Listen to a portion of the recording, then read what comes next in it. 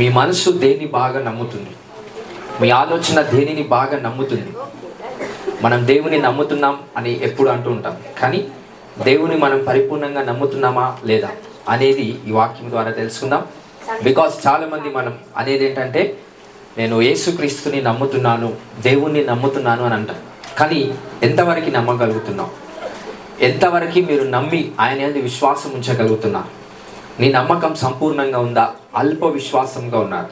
So ప్రతిదీ కూడా దేవుని వాక్యము ద్వారా మనకి తెలియబడితే ఖచ్చితంగా ఆయన జ్ఞానము మనకి ఇవ్వబడుతుంది. దాని యొక్క విషయంలో ఖచ్చితంగా దేవుని యొక్క అద్భుతాలు మన జీవితంలో ప్రత్యక్షపరచబడతాయి. హల్లెలూయా. రైట్. సో మత్తయి సువార్త 26వ అధ్యాయం. So always repeated but new revolution. So ప్రతి వాక్యము 100 సార్లు చెప్పినా దాని నుంచి 100 రెవల్యూషన్స్ని దేవుడు తీస్తాం. సో దయచేసి మనం నూతనమైన రెవల్యూషన్స్లోకి వెళ్దాం. సో మత్తయి 26:36 నుంచి చదువు. అంతటా యేసు వారితో కూడా గెత్సెమని అనబడిన చోటికి వచ్చి, నేను అక్కడికి వెళ్ళి ప్రార్థన చేసి వచ్చే వరకు మీరు ఇక్కడ కూర్చున్నాడని శిష్యులతో చెప్పి, పేతురును జెబెదయి 2 కుమారులను వెంట పెట్టుకొని పోయి దుఃఖపడుటకును చింతాక్రాంతుడగుటకును మొదలుపెట్టాను. అప్పుడు యేసు, మరణమగునంతగా నా ప్రాణము బహు దుఃఖంలో మునిగి ఉన్నది, మీరు ఇక్కడ నిలిచి నాతో కూడా వెలుగుగా నుండడని వారితో చెప్పి కొంత దూరము వెళ్ళి సాగిలపడి, నా తండ్రి, సాధ్యమైతే ఈ గిన్నె నా యుద్ధ నుండి తొలగిపోనివ్వు. అంతటా యేసు వారితో కూడా గెత్సెమని అనబడిన చోటకి, అదొక తోట, యేసుక్రీస్తు ప్రభు వారు మరి ప్రార్థన చేయడానికి అక్కడికి వెళ్ళారు. నేను అక్కడికి వెళ్ళి ప్రార్థన చేసి వచ్చే వరకు మీరు ఇక్కడ కూర్చుండడని శిష్యులతో చెప్పి, ఇంకిద్దరు శిష్యులు ఎవరైతే పేతురు జెబెదయి 2 కుమారులు ఉన్నారో వాళ్ళను వెంట పెట్టుకుని పోయి దుఃఖపడుటకును చింతాక్రాంతుడగుటకును మొదలు పెట్టాడు. అంటే సో భారంతో ప్రార్థన చేయడానికి గెత్సెమనే తోటలోకి యేసుక్రీస్తు ప్రభు వారు వెళ్ళారు. ఇదంతా మనకి తెలిసిన స్టోరీ. అయితే ఒక్కొక్క పాయింట్ వింటూ ఉండండి, మీకు దేవుని జ్ఞానం ప్రత్యక్షపరచబడతా. సో దేనికోసము గెత్సెమనే తోటలోనికి వెళ్ళాడు అని అంటే అక్కడ క్లారిటీగా ఉంది. దుఃఖపడుటకును చింతాక్రాంతుడగుటకును మొదలు పెట్టాడు. సో ప్రార్థన చేయుటకు అనేది అక్కడ లేదు. దుఃఖాక్రాంతుడు ఆర్ఎల్స్ దుఃఖపడుటకును చింతాక్రాంతుడగుటకు అంటే ఎక్కువగా చింతించటానికి ఏదైతే భారం ఉందో ఆ భారమును మరలా చింతించటం వల్ల ఏదైనా సొల్యూషన్ దొరుకుతాదేమోనని ఆయన మీదున్న భారం ఏంటంటే ఆయన భారం కాదు, ఆయన మీదున్న భారం మన భారం. రైట్. సో యేసుక్రీస్తు ప్రభు పాపము చేసావు, అజ్ఞానమైన నిర్ణయాలు తీసుకొను, ఏదేదో చేసి ఆయనకు ఒక భారం క్రియేట్ చేసుకోలేదు ఆయన లైఫ్లో. ఆయన మీద ఉన్న భారము మనుషుల యొక్క భారం, మనుషుల యొక్క పాప భారము యేసుక్రీస్తు ప్రభు పైన ఉంది. అయితే యేసయ్య దాని విషయంలో చింతాక్రాంతుడగుటకును అంటే ఆ చింత అంతా కూడా ఆయన మీద వేసుకొని దుఃఖపడటానికి వెళ్ళి ఆ ప్రార్థన మొదలుపెట్టాడు. 38వ వచనం చూస్తే, అప్పుడు యేసు ఎప్పుడైతే దుఃఖపడటానికి ఆయన మొదలు పెట్టాడో అప్పుడు యేసు, మరణమగునంతగా నా ప్రాణము బహు దుఃఖములో మునిగి ఉన్నది, మీరు ఇక్కడ నిలిచి నాతో కూడా మెలకుగా ఉండుడని వారితో చెప్పాడు. ఇప్పుడు యేసయ్య ఆయన మీదున్న మన భారం ఏదైతుందో దాన్ని మోస్తూ ప్రార్థన చేస్తూ ఉన్నాడు. అయితే ఇది బాగా గుర్తుపెట్టుకోండి, యేసుక్రీస్తు ప్రభు పాప భారము సిలువ మీద మొదలు పెట్టలేదు. నేను మళ్ళీ చెప్తున్నా, యేసయ్య మన పాప భారం అంతా సిలువలో మోసాడు, అది కరెక్టే. కానీ మొదలు పెట్టింది సిలువలో కాదు, మొదలు పెట్టింది గెత్సెమనే తోటలో. ఇది క్లారిటీగా ఫస్ట్ మీకు అర్థం కావాలి. యేసయ్య మన పాప భారము, మన శాప భారం అంతా కూడా తొలగించటానికి ఆయన సిలువనెక్కాడు, అది మనకి తెలుసు. ఆయన సిలువనెక్కి తన స్వరక్తాన్ని కాచి మన పాపాన్ని శాపాన్ని అంతటా కూడా మనలో నుంచి తొలగించాడు.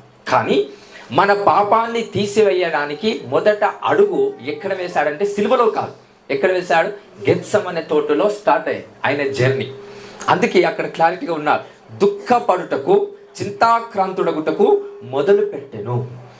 సాతాను కూడా ఆ టైంలోనే వచ్చింది. Because it's a time for the lord Jesus. యేసుక్రీస్తు ప్రభు ఆయన మన పాపమంతా తొలగించటానికి ఆయన రెడీ అవుతున్నాడు. అక్కడ పాయింట్ 1 మొదలు పెట్టాడు. ఎప్పుడైతే మొదలు పెట్టాడో యేసు ప్రభు వారు శిష్యుల యొక్క సహాయాన్ని కోరుతున్నారు. ఏమని కోరుకుంటున్నాడు? నాతో పాటు మీరు కూడా ప్రార్థన చేయండి. మీకు సమస్య వచ్చినప్పుడు ఏం చేస్తారు? మీరు ఒక్కరే ప్రార్థన చేయకుండా కొన్నిసార్లు మనలాగా దేవుని బిడ్డలు మన పక్కన ఉంటే ఏమంటా, మీరు కూడా మా కోసం ప్రార్థించండి, నేను ఈ సమస్యలో ఉన్నాను, నేను ఈ కష్టంలో ఉన్నాను, నేను ఈ భారంలో ఉన్నాను, మా కోసం ప్రార్థన చేయండి అని అంట. అది సహజముగా అవుతున్న మాటలే. ఇక్కడ సేమ్ యాజ్ ఇట్ ఈస్గా యేసుక్రీస్తు ప్రభు కూడా అదే అంటున్నాడు కదా, మీరు నా కోసం ప్రార్థించండి, నాతో కూడా కలిసి మీరు ప్రార్థించండి అని. యేసు ప్రభు ఎవరితో అంటున్నాడు? వాళ్ళ శిష్యులతో మాట్లాడుతున్నాడు. అయితే 39వ వచనం చూస్తూ చదవండి.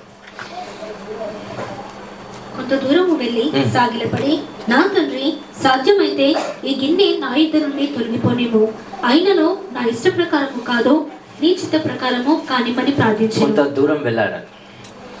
Because the level is changed in the spiritual realm. ఎప్పుడైతే ఫిజికల్గా ఒక స్టెప్ అవతల వేస్తాడో, the realms of the spirit will be taken transportation. ఇది బాగా గుర్తుపెట్టుకోండి. యేసుక్రీస్తు ప్రభు వారు ఒక దగ్గరుండి ప్రార్థన శిష్యులతో చేశారు. కొంచెం ఆత్మీయంగా చెప్తున్నా, అర్థం చేసుకోండి. యేసు ప్రభు పక్కన ఎవరున్నారు? ప్రార్థన చేసేటప్పుడు ఫస్ట్ స్టెప్లో శిష్యులు ఉన్నారు. శిష్యులతో అంటున్నాడు, మీరు కూడా ప్రార్థన చేయండి అని. వీళ్ళు చేస్తున్నారా? చేయట్లేదు. So I'm not belonging to this kind of a group. So ఈ వీళ్ళ లెవెల్లో నేను లేదని యేసు ప్రభు ఏం చేశాడు? వెంటనే అక్కడ వచ్చిన నెక్స్ట్ వచ్చిన ఏముంది 39లో, కొంత దూరము వెళ్ళి. అంటే వాళ్ళతో కలిసి ప్రార్థన చేయాలంటే యాక్చువల్గా వాళ్ళు ప్రేర్ చేయట్లేదు. అంటే అక్కడ ఎన్వైరన్మెంట్ అనేది కంప్లీట్గా డిస్టర్బ్ అయిపోతుంది కనుక యేసు ప్రభు వారు ఏం చేశారు? వెంటనే ఒక అడుగు ముందుకేశారు. కొద్ది దూరము వెళ్ళి, రేమ్స్ ఆర్ చేంజ్, కొద్ది దూరము వెళ్ళి సాగిలపడి, నా తండ్రి, సాధ్యమైతే ఈ గిన్నె నా యొద్ద నుండి తొలగిపోయి. ఎంతమందికి అర్థమవుతుందని చెప్పి, ఆత్మ సంబంధమైన లోకంలో కొన్ని మార్పులు చేర్పులు జరగాలనంటే sometimes you have to change your prayer life, you have to change your prayer positions. ఎందుకంటే యేసు ప్రభు వారు ఆయన శిష్యులతో ప్రార్థించాలని ఆశ ఉంది. ఎందుకు? యేసు ప్రభు వారికి వచ్చిన ప్రాబ్లం ఏదైతే ప్రజల భారం మొయ్యాలని ఉందో, ఆ భారం ఒక్కడి వల్ల అవ్వట్లేదు. కాబట్టి శిష్యులతో చెప్పుకున్నారు, అక్కడ వాళ్ళే ఉన్నారు, నా కోసం ప్రార్థించండి, నాతో పాటు ప్రార్థించండి అంటే మన వాళ్ళు ఏం చేస్తున్నారు? పడుకోవడానికి సిద్ధమవుతున్నారు.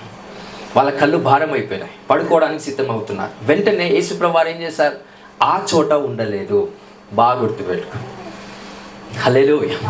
ఆ చోట ఉండకుండా కొద్ది దూరము వెళ్ళి అక్కడ సాగిలపడి దేవునికి ప్రార్థన చేస్తున్నాడు. ఏమని? సాధ్యమైతే ఈ గిన్నె నా యొద్ద నుండి తొలగిపోనిమ్ము, ఆయనను నా ఇష్ట ప్రకారము కాదు, నీ చిత్త ప్రకారమే కానిమ్మని ప్రార్థన చేశారు. 40 words. ఆయన మరలా శిష్యుల ఎదురుకు వచ్చి వారు నిద్రించుట చూచి, ఒక గడి అయినను నాతో కూడా మేల్కొని ఉండలేరా? ఏమని అంటున్నాడు ఇప్పుడు? మళ్ళీ వచ్చాడు ఇన్ ద సేమ్ లెవెల్. ఏదైతే హైయెస్ట్ పొజిషన్ అనే రెలంలోకి వెళ్ళి మళ్ళీ ఆయన వల్ల అవ్వట్లేదు. ఇంత భారమా? ఎందుకంటే శారీరంగా ఉన్నాడు యేసుప్రభు కాబట్టి, శరీరంతో ఉన్నాడు కనుక ఇంత ప్రజల భారము నా పైన ఉంది, నేను మొయ్యలేకపోతున్నా, let me go back to my disciples అని మళ్ళీ ఏం చేశాడు? మళ్ళీ తిరిగి శిష్యుల దగ్గరికి వచ్చాడు. హల్లెలూయా, హల్లెలూయా. ఒక సమస్యకు పరిష్కారం రాకపోతే మళ్ళీ సమస్యల్లోకి వెళ్తారు చాలా మంది.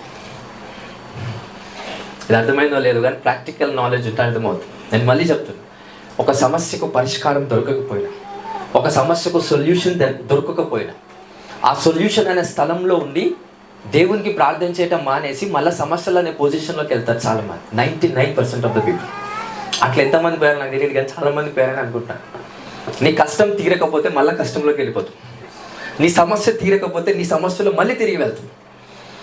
ఆ డైమెన్షన్ వేరుంటుంది. సో యేసుక్రీస్తు ప్రభు మానవుడిగా పనిచేస్తున్నాడు అక్కడ. Not as a son of the living God, ఈ థింక్ యాజ్ ఎ మ్యాన్, ఈ live as a man. Gethsemane తోటలో ఆయన టెంప్టేషన్ స్టార్ట్ అయిపోయింది. ఎప్పుడైతే గెత్సెమనే తోటలో టెంప్టేషన్ స్టార్ట్ అయిపోయిందో దేవుని కుమారుల ఒక ప్రత్యక్షత ఇంకా నడవట్లేదు. ఎలా ఉందంట? సాధారణమైన మనిషిగా అక్కడ నివసిస్తున్నాడు కాబట్టి ఆయన మీదున్న ప్రజల భారమును మొయ్యలేక శిష్యుల దగ్గరికి మళ్ళీ తిరిగి వచ్చాడు. వచ్చినప్పుడు ఏమైంది? శిష్యులు ఏం చేస్తున్నారు? చదవండి వర్డ్స్ 40. మరలా శిష్యుల ఎదురుకు వచ్చి, మరలా అంటే పోయినవాడు మళ్ళీ ఏం చేశాడు? కొద్ది దూరం వెళ్ళి సాగిలపడి ప్రార్థన చేసిన యేసు ప్రభు ఆ ప్రార్థన అయిపోయిన తర్వాత మరలా వచ్చి శిష్యుల దగ్గరికి వచ్చి, వారు నిద్రించుతో చూచి, ఒక్క గడి అయినను నాతో కూడా మేలుకొని ఉండలేరా? మీరు శోధనలో ప్రవేశించకుండానట్లు మెలకుగా ఉండి ప్రార్థన చేయుడి. ఎవరు శోధనలో ప్రవేశించకుండానట్లు? ఎవరు శోధనలో ప్రవేశించకుండానట్లు? శిష్యులు. శిష్యులకు ఏం శోధన ఉంది? యాక్చువల్గా శోధన ఎవరుకుంది అక్కడ? యేసు ప్రభుకి. అదే యేసయ్య శిష్యులతో అంటున్నాడు కదా, మీరు శోధనలో ప్రవేశించకుండానట్లు మెలకుగా ఉండి ప్రార్థించు. యాక్చువల్గా ఏమనాలి? నేను శోధనలోనికి వెళ్ళకుండా మీరు నా కోసం ప్రార్థించండి. బట్ ఏమంటున్నాడు అక్కడ?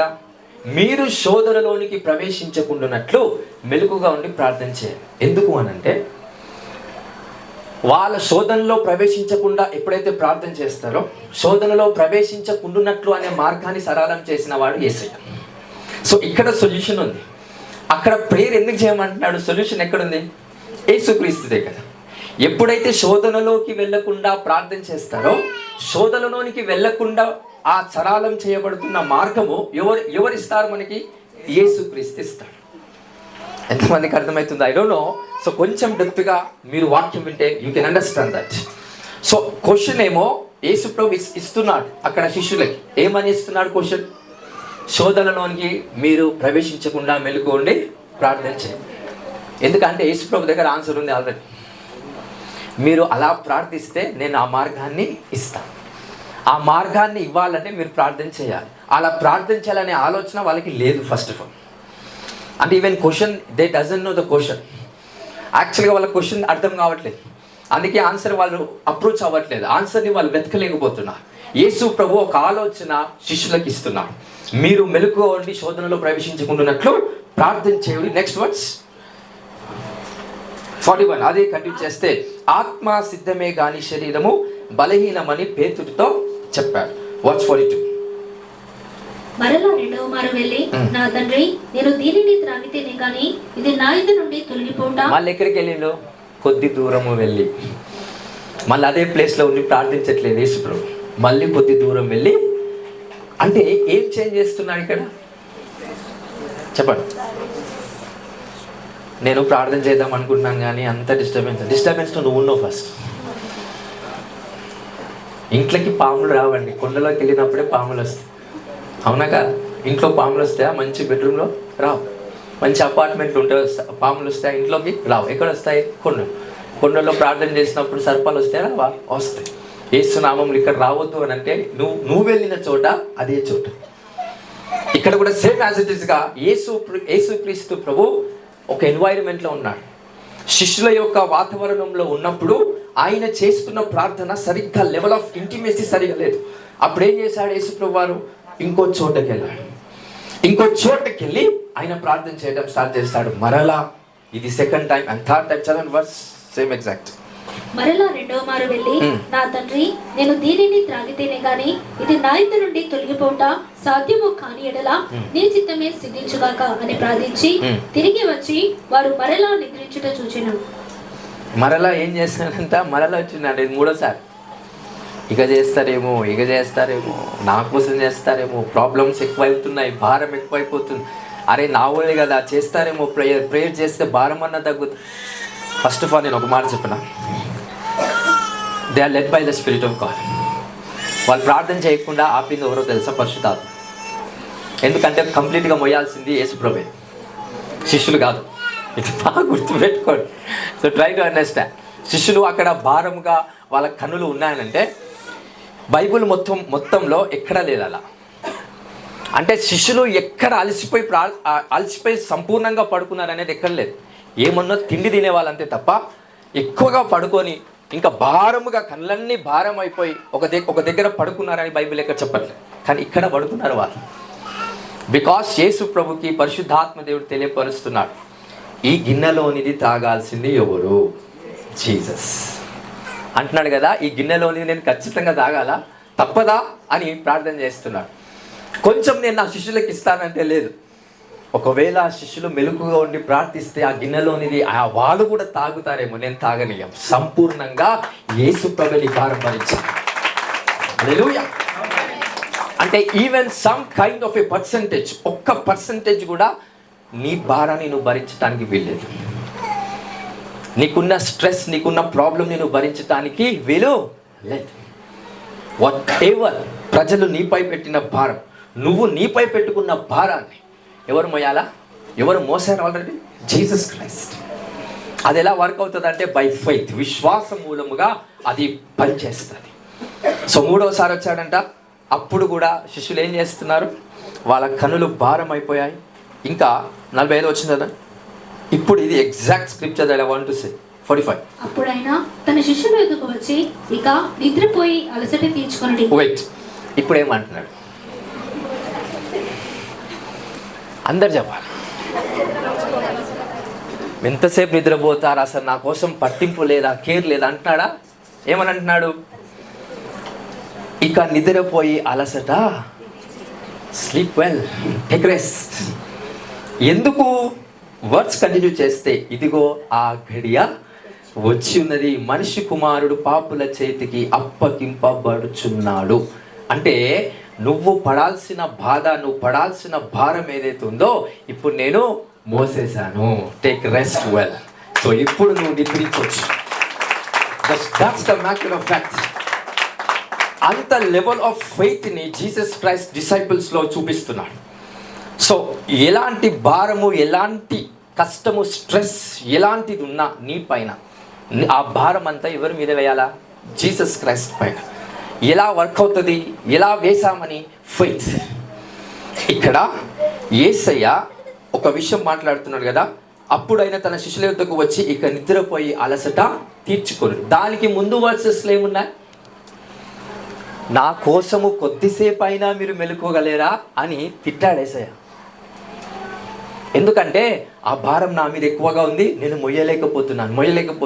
ప్రార్థించి 3 సార్లు ప్రార్థిస్తే అప్పుడంట యేసయ్య తృప్తిపరచబడ్డాడంట. అమ్మ, నాకు తప్పదు, ఈ భారం అంతా మొయ్యాల్సింది నేనే అని ఎప్పుడైతే రియలైజ్మెంట్ వచ్చిందో అప్పుడు శిష్యుల దగ్గరికి యేసుప్రభు వెళ్ళి, ఇప్పుడు నో ప్రాబ్లం, ఎంతసేపు అయినా పడుకోండి, మీకు మంచి నిద్రని కలగజేస్తాను, పడుకోండి. ఇప్పుడు పరిశుద్ధాత్ముడు కాదు కలగజేసేది, నేనే కలగజేస్తాను.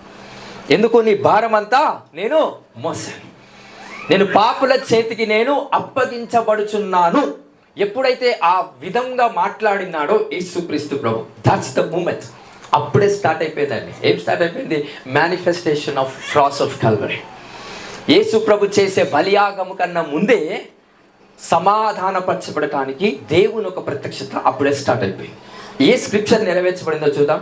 కీర్తనలు 23వ అధ్యాయం 3వ వచనం. నా ప్రాణమునకు ఆయన సేద తీర్చుచున్నాడు, తన నామమును బట్టి నీతి మార్గములలో నన్ను నడిపించుచున్నాడు. నెక్స్ట్. గాఢాంధకారపు వర్స్ 2. పచ్చిక గల చోట్లను, పచ్చిక గల ఎక్కడ? The green garden. పచ్చిక గల చోట్ల ఏం చేస్తున్నాడంట? ఆయన నన్ను పరుండ చేయుచున్నాడు. ఎవరు? ఎటు చెప్పాలా? ఎవరు పరుండ చేయుచున్నాడు? ఎవరు నిన్ను పడుకోబెడుతున్నారు? ఎవరు నిన్ను నిద్ర చేసేలా చేస్తున్నారు? దేవుడు. కీర్తనలు 23వ అధ్యాయం 2వ వచనం అక్కడ నెరవేర్చబడిందంట. గెత్సెమనే తోటలో it was fulfilled by the spirit of God. ఏదైతే గెత్సెమనే తోటలో నెరవేర్చబడిందో మీ అందరి జీవితంలో ఈ వాగ్దానం నెరవేర్చబడును గాక. Let God be graceful and favorable in Jesus' name. హల్లెలూయా. పచ్చిక గల చోట్ల ఆయన నన్ను పరుండ చేయ. You feel rest, you feel peace, you feel favour. అలాంటి సమాధానాన్ని, అలాంటి శాంతికరమైన జలముల యొద్ద నిన్ను నడిపిస్తాడు. జలముల యొద్ద కాదు, ఏ జలముల యొద్ద? శాంతికరమైన జలముల యొద్ద నిన్ను నడిపిస్తాడు. He can guide you into the rest where God has designed for your life to be get blessed. Hallelujah. Hallelujah. So అంతకుముందు యేసుప్రభు ఏమనేవాడు? నాతో కొద్దిసేపు మీరు ప్రార్థన చేయలేకపోతున్నారు, మీ శరీరం బలహీనమైనది, ఆత్మ సిద్ధమే కానీ శరీరం ఇప్పుడేమని అన్నాడు? ఇప్పుడు శరీరం బలహీనమైనది కదా, ఆ బలహీనతను నేను పెట్టుకున్నాను, ఆ బలహీనతను నేను మోస్తున్నాను. ఇప్పుడు మీ శరీరాలకు బలహీనత అవసరం లేదు, పడుకొని నో ప్రాబ్లం, లేచేటప్పుడు లేచి మళ్ళీ తిరిగి అదే విధమైన ప్రార్థన చేయండి, బట్ అలసట తీర్చుకొనుడి. whatsoever you have received the stress regarding the burden of God, దేవుని రాజ్యం గురించి ఏదైతే ప్రాబ్లమ్స్ వస్తున్నాయో అవన్నిటిని యేసుక్రీస్తుని పక్షమున డీల్ చేయబోతున్నాడండి. వాటన్నిటిని God is going to give you that kingdom. Hallelujah. ఎంతమందికి అర్థమైంది? సో ప్రేయర్, ప్రార్థన చేస్తున్నప్పుడు స్టెప్ అవుట్ చేస్తూ ఉన్నాడు. కొన్నిసార్లు ఫర్ ఎగ్జాంపుల్ ఇంట్లో ప్రార్థన చేసినప్పుడు కొన్ని ప్రాబ్లమ్స్ ఎదురవుతాయి. పిల్లలు, భార్య భర్తలు, లేకపోతే ఇంట్లో ఉన్న వాళ్ళు ఇంకోవరైనా రకరకాల చెల్లెలు, అక్కలు, అన్నలు, తమ్ముళ్ళు, అమ్మ, తండ్రి, వీళ్ళందరూ ఉంటారు ఇంట్లో, ఫ్యామిలీ. సో అక్కడ ప్రార్థన చేస్తున్నప్పుడు you can't receive something that God is giving to you.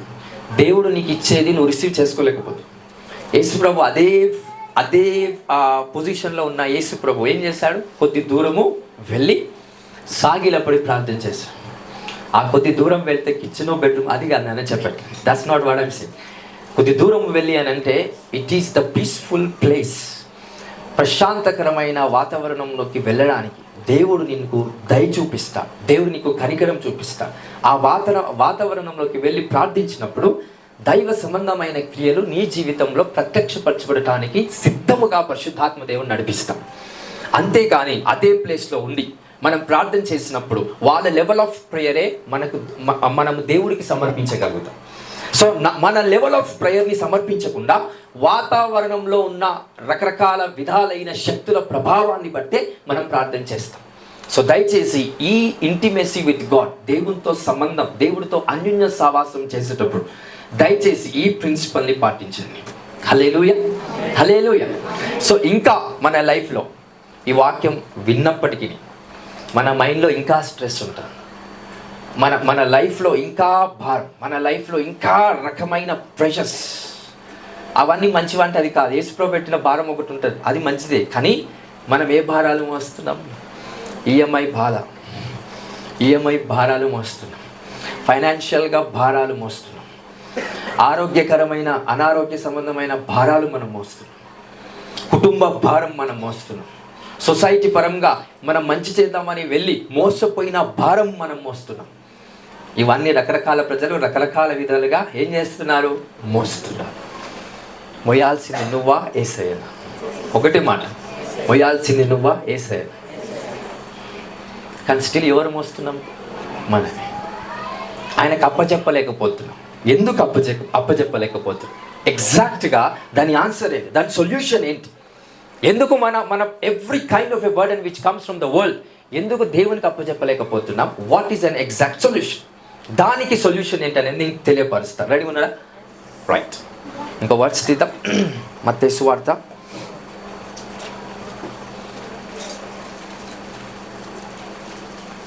22వ అధ్యాయం 37వ వచనం. కాబట్టి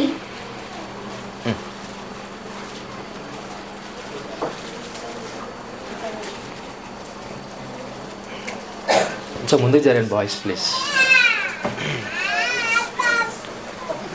అందుకైనా నీ పూర్ణ హృదయంతోనూ, నీ పూర్ణాత్మతోనూ, నీ పూర్ణ మనసుతోనూ నీ దేవుడైన ప్రభువును ప్రేమింపవలెనని. ఇది ముఖ్యమైనది మొదటి యుద్ధనైన ఆజ్ఞ. నిన్ను వలె నీ పొరుగువాని ప్రేమింపవలెనను రెండవ ఆజ్ఞను దాని వంటిదే. ఈ రెండు ఆజ్ఞలు ధర్మశాస్త్రం అంతటికి ప్రవక్తలకును ఆధారమైనవని అతనితో చెప్పాను. రైట్. యేసు ప్రభు మనకు చెప్పిన ఆజ్ఞలు ఎన్ని?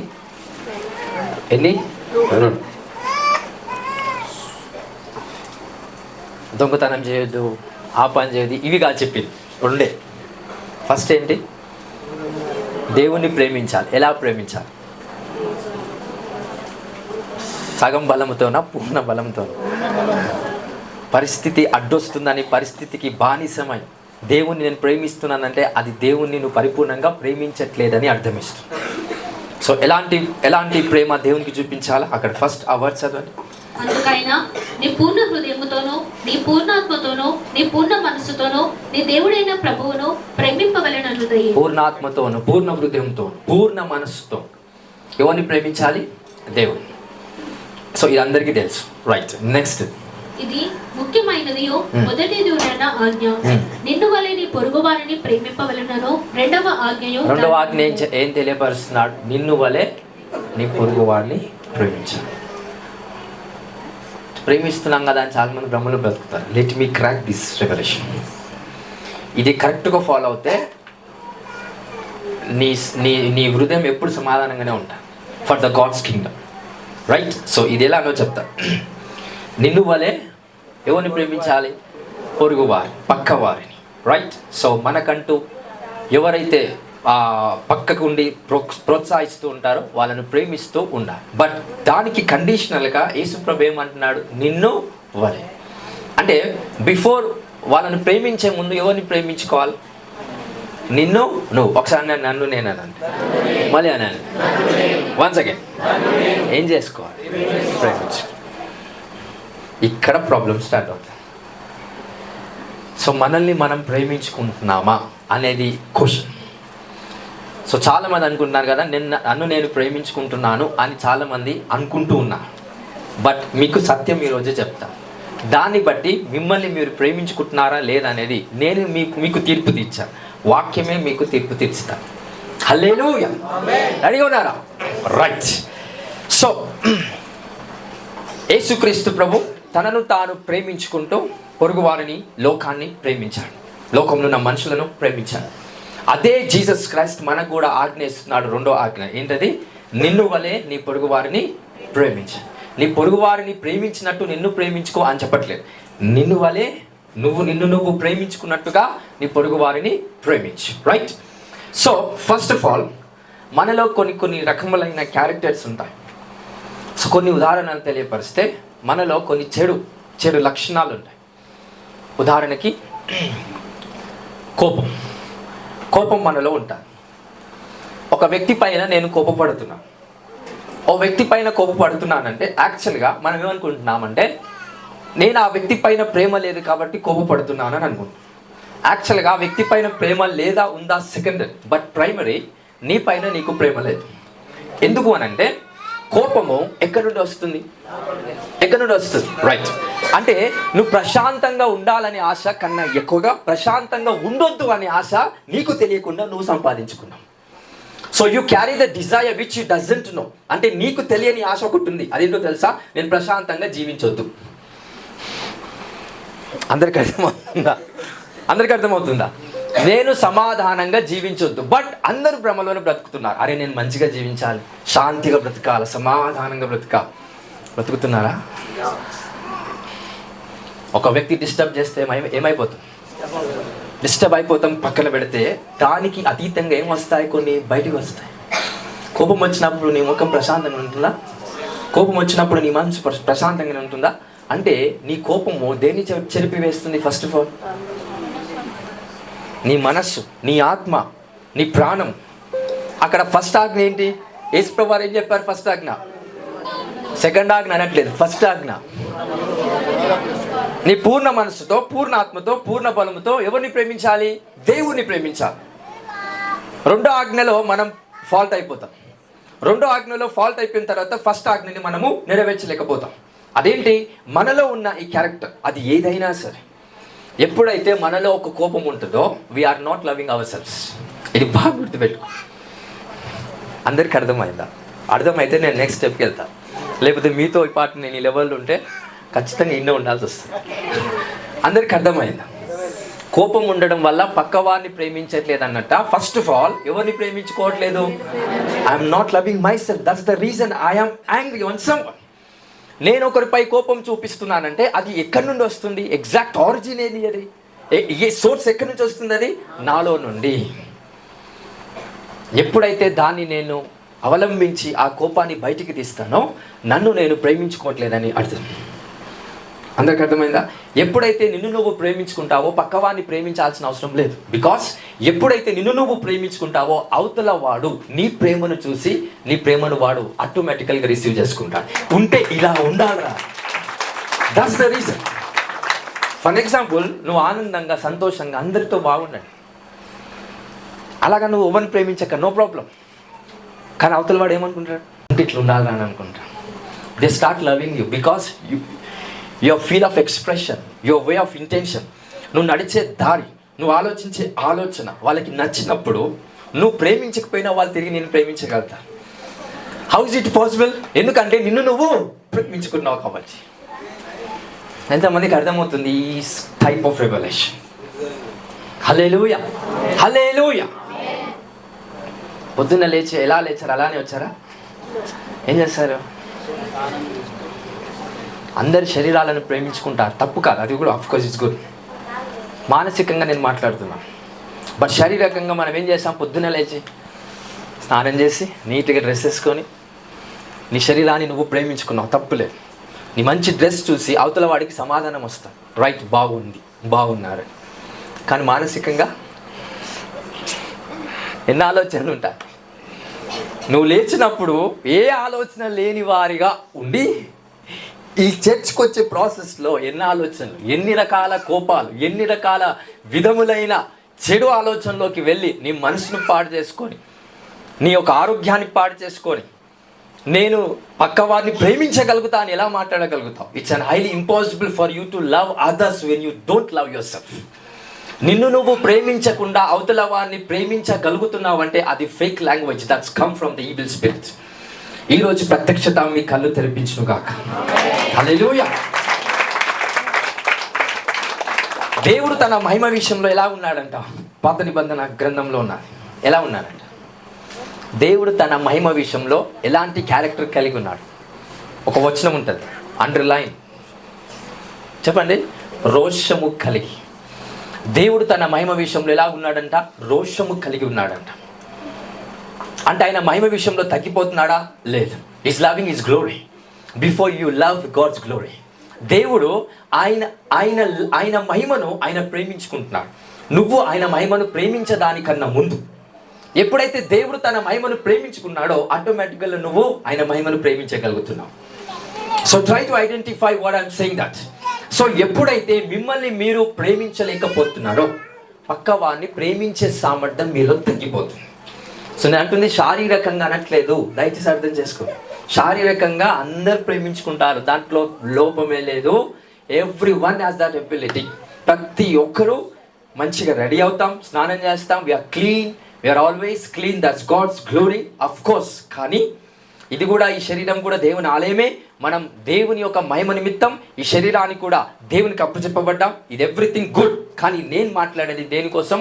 మానసికంగా నీకున్న కోపము, నీకున్న పగ, లేకపోతే మనకున్న కుళ్ళు, మనకున్న అసూయ, లేకపోతే ఏదైతే పాత జ్ఞాపకాల్లో ఉండి రకరకాల విషయంలో కృంగిపోయామో అవన్నిటి ద్వారా నిన్ను నువ్వు ప్రేమించుకున్నట్టా? కాదు. హల్లెలూయా, హల్లెలూయా.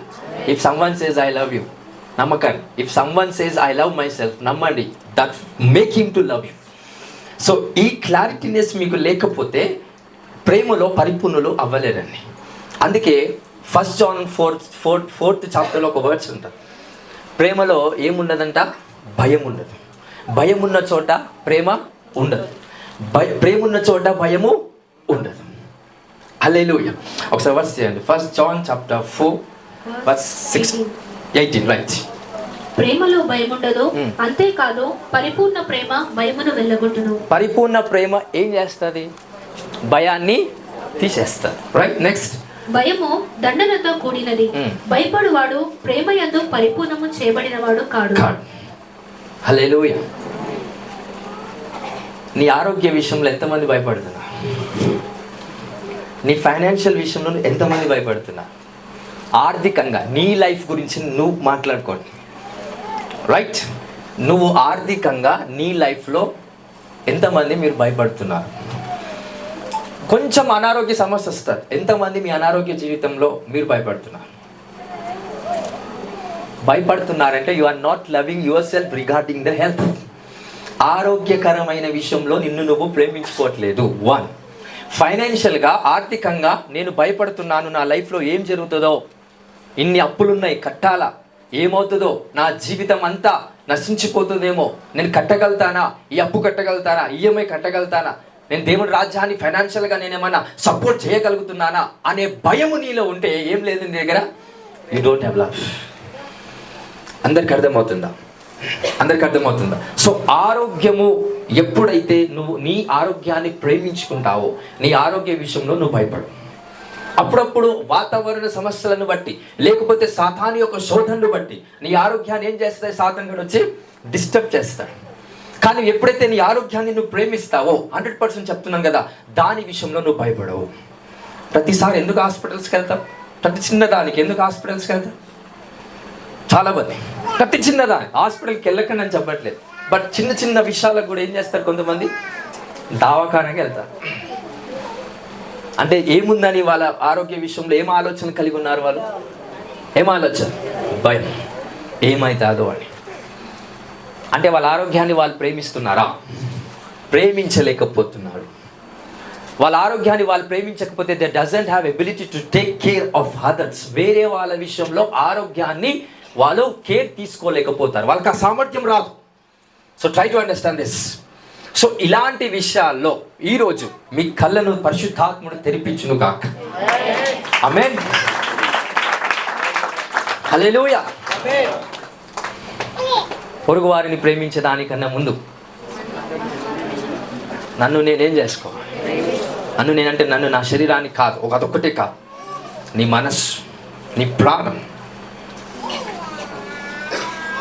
ఎంతమంది చేస్తున్నారు? నిజంగా చెప్పండి, ఎంతమంది? అందుకే చెప్పాను, ఎవరు పాటించట్లేదు ఈ ఆజ్ఞ.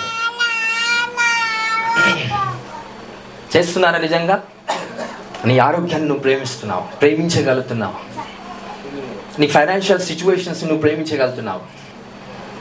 Can you love your financial situation? Even అది లో ఉన్నా హై ఉన్నా ఆ సిచ్యువేషన్స్ నువ్వు లవ్ చేయగలుగుతున్నావు, ఆ ఫైనాన్షియల్ గ్రేస్ని లవ్ చేయగలుగుతున్నావు. ఒకవేళ లవ్ చేస్తే financial will come to you. ఒకవేళ ఆరోగ్యాన్ని ప్రేమిస్తే ఆరోగ్యం నీ చోటికి వస్తుంది. మానసికంగా సమాధానము కలిగిన వాడివై ఎప్పుడైతే ఉంటావో, యేసు క్రీస్తు యొక్క ప్రత్యక్షత అనగా నీ భారము ఎవరి మీద వెళ్తుంది? ఆటోమేటికల్గా దేవుని మీద వెళ్తుంది. అయ్యా నా భారం అంతా నీపై వేస్తున్నా అంటే పోదండి. నిన్ను నువ్వు ప్రేమించుకుంటే నీ భారము దేవుని మీద పోతుందంట. ఇది యాక్చువల్ రెవల్యూషన్. ఎప్పుడైతే నిన్ను నువ్వు లవ్ చేసుకుంటావో, నిన్ను నువ్వు ఒక దేవుని రాజ్యం కోసం ప్రేమించుకుంటావో, నీ భారం అనగా నువ్వు సంపాదించుకున్న పనికిరాని భారం అంతా ఎవరి మీదకి వెళ్తుంది? ఆటోమేటికల్గా దేవుని మీదకి వెళ్తుందంట.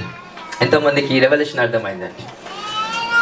అయ్యా నా భారం అంతా నీ మీద వేస్తున్నా, చింత అంతా నీ మీద వేస్తున్నా అని నువ్వు నీ విషయంలో ఎప్పుడైతే నువ్వు భయపడతావో, ఆ చింత దేవుని మీద పోదండి. ఎవరి మీద ఉంటుంది? నీ మీదనే ఉంటుంది. అందుకే యేసు ప్రభు శోధనలోకి వెళ్ళినప్పుడు శిష్యులు భయపడలేకపోతున్నారు. Because love has manifested already within them from Jesus. వాళ్ళు భయపడక నిద్రపోతున్నారండి. ఎందుకు? హోలీ స్పిరిట్ లవ్ మేనిఫెస్టేషన్ చేశాడు. నా యేసయ్యకి ఏమీ కాదు, ఈ can deal what ever the situation is. అలాంటి ఫెయిత్తో, దేవుని ఒక వాక్యానికి సంబంధమైన మనసుతో వాళ్ళు సమాధానంగా జీవించారు. ఈరోజు నేను డిక్లేర్ చేస్తున్నాను, మీ ఆరోగ్యాన్ని మీరు ప్రేమించుకునేటట్టుగా దేవుడు మార్గాన్ని సరళం చేస్తున్నాడు. మీ ఫైనాన్సెస్ని మీరు ప్రేమించేలాగా, మీ మనస్సు, మీ ప్రాణాన్ని మీరు ప్రేమించేలాగా. That's the power of the love and the manifestation.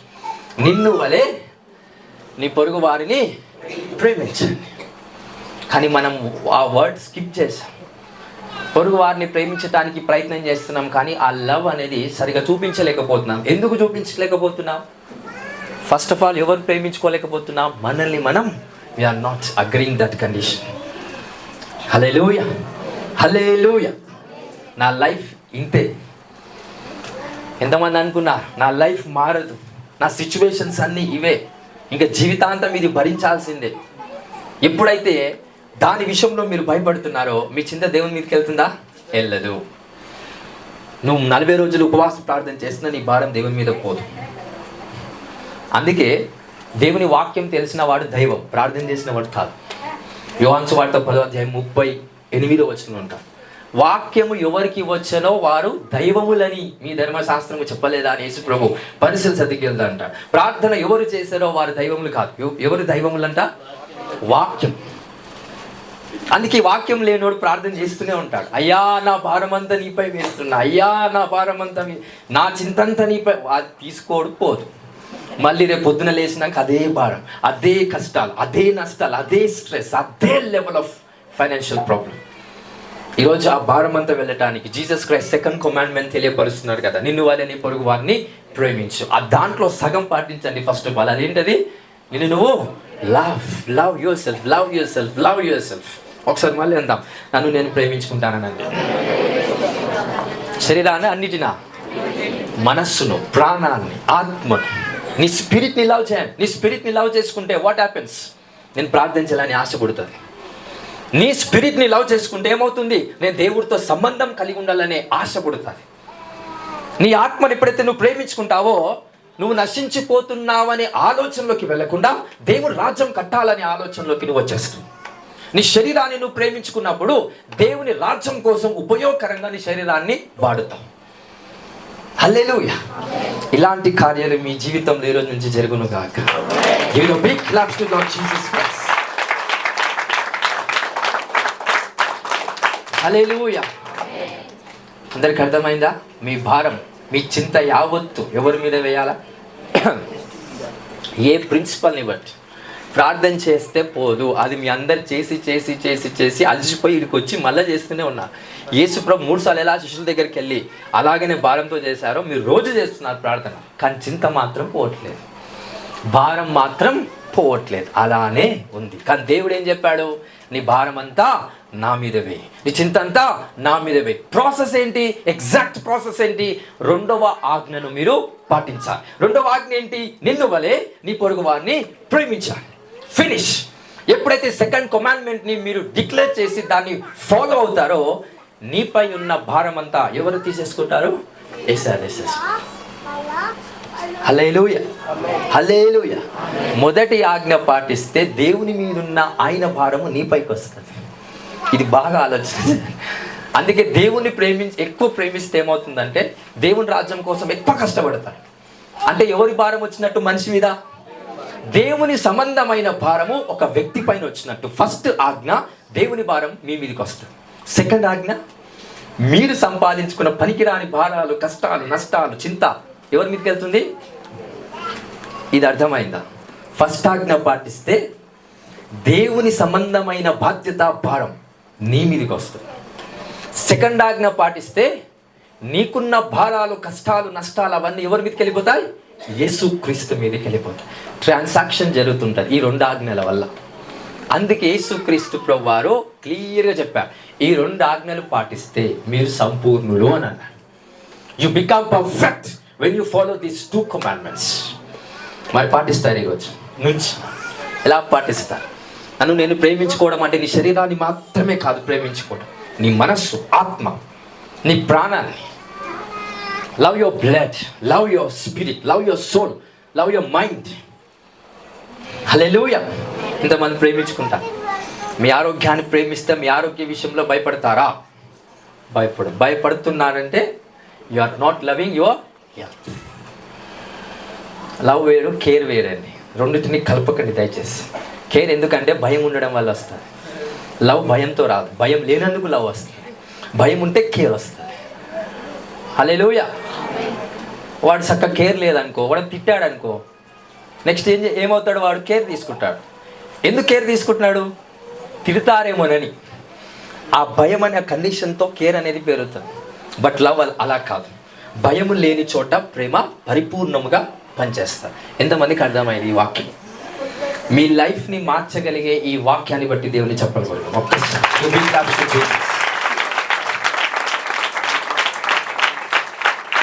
Hallelujah. So ఇప్పుడు స్టార్ట్ చేస్తా. Love your self.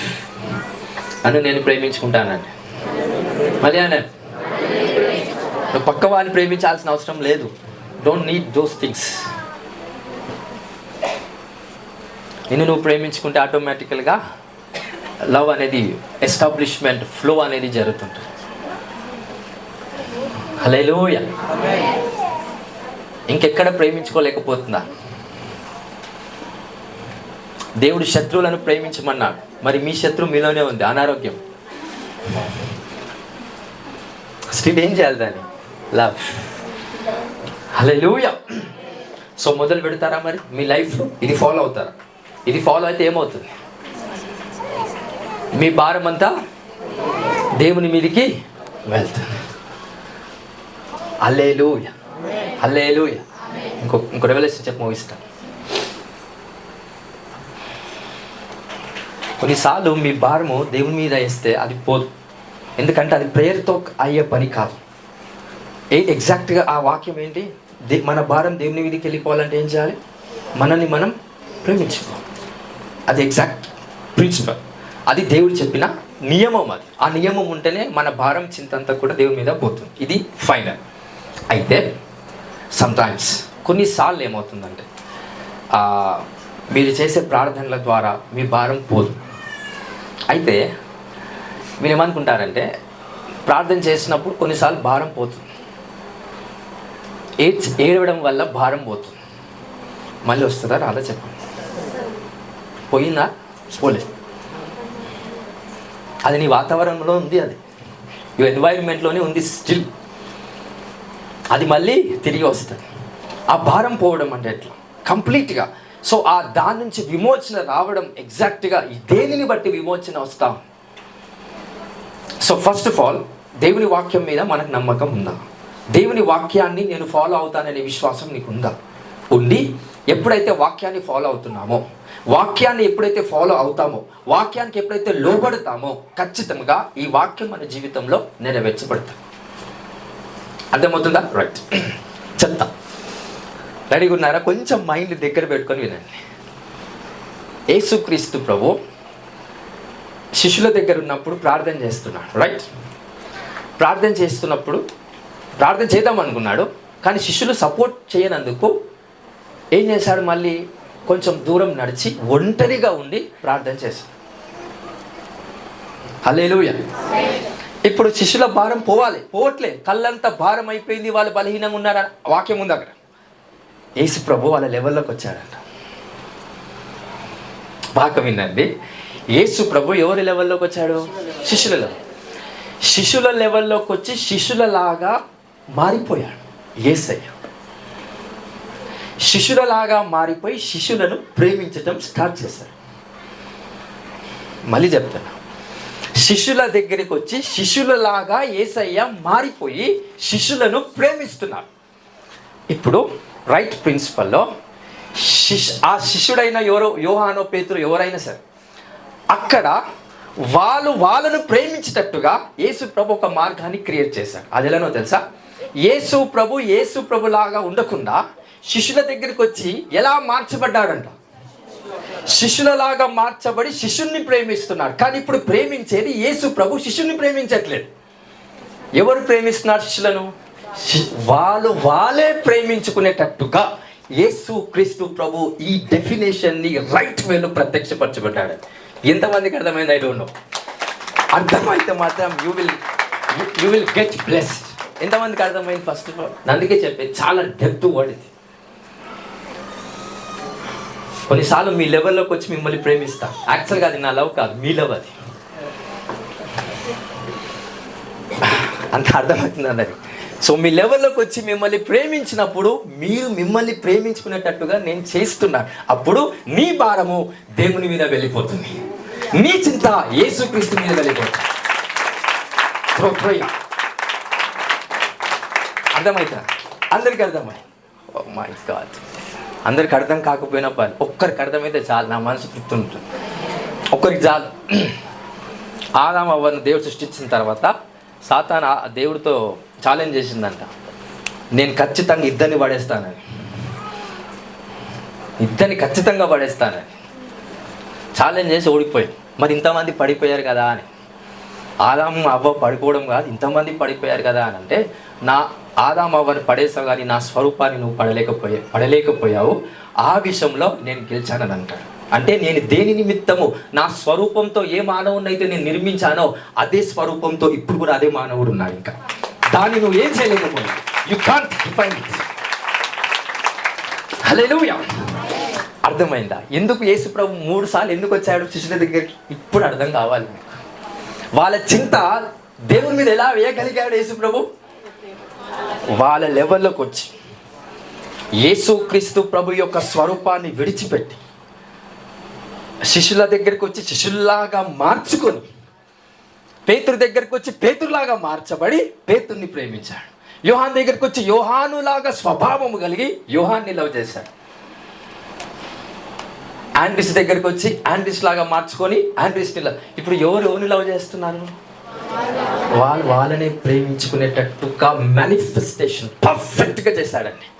అందుకే 3 సార్లు వచ్చిన తర్వాత అమ్మ నా ప్లాన్ అంతా నెరవేర్చబడింది. ఇప్పుడు మిమ్మల్ని మీరు ప్రేమించుకోండి అంటే టేక్ రెస్ట్, అంటే ఇంకా మీకు ఏం చేయాలనిపిస్తుందో అది చేసేయండి. మీకు పడుకోవాలనిపిస్తుంది, మీరు నిద్రించాలనుకుంటున్నారు కదా, నిద్రించండి. బికాస్ మిమ్మల్ని మీరు ప్రేమించుకునేటట్టుగా నేను ఆల్రెడీ చేశాను. నా మీ చింత అంతా ఇప్పుడు ఎవరి మీదకి వచ్చేసింది? నా మీదకి వచ్చింది. కాబట్టి నేను పాపుల చేతిలోనికి అప్పచెప్పబడబోతున్నాను. ఎందుకు? మీ చింత ఆల్రెడీ నా మీదకి వచ్చేసింది. ఇది second dimension of the burden. Hallelujah. మీరు మిమ్మల్ని మీరు ప్రేమించకపోయినా యేసయ్య మీ లెవెల్లోకి వచ్చి మిమ్మల్ని ప్రేమిస్తాడు, మీలాగా మార్చుకొని మిమ్మల్ని ప్రేమిస్తాడంట. మీ దైవజనుడు కావచ్చు, మీ మధ్యలో ఉన్న ఒక వ్యక్తి కావచ్చు, they love you as your self. అంటే వాళ్ళ లవ్ నీకు చూపించరు, కానీ నీ లవ్ నీకు చూపిస్తా. దాంట్లో చాలా శక్తివంతమైన మర్మంతో కూడబడిన దేవుని శక్తి ప్రత్యక్షపరచబడతా. అందుకే దేవుడు అందరినీ ప్రేమించాడు, బట్ కొంతమందిని మాత్రం వాళ్ళ లెవెల్లోకి వెళ్ళి వాళ్ళలాగా వాళ్ళు ప్రేమించే స్థితిని దేవుడు కలగజేశాడు. సో ఇప్పుడు అందరికి అర్థమైందా? ఈ రెవల్యూషన్స్కి ఎంతమంది అయితే అర్థమైందో, you are blessed truly by the spirit of God. Hallelujah, hallelujah. నిజంగా అర్థమైందా అండి? అందరికి అర్థమైందా బాయ్స్? ఒక్కరికైనా, కనీసం ఒకరికైనా భార్య చింత భర్త మీద వెళ్ళిపోవాలి. ఇప్పుడు అదే భర్త ఏం చేయాలి?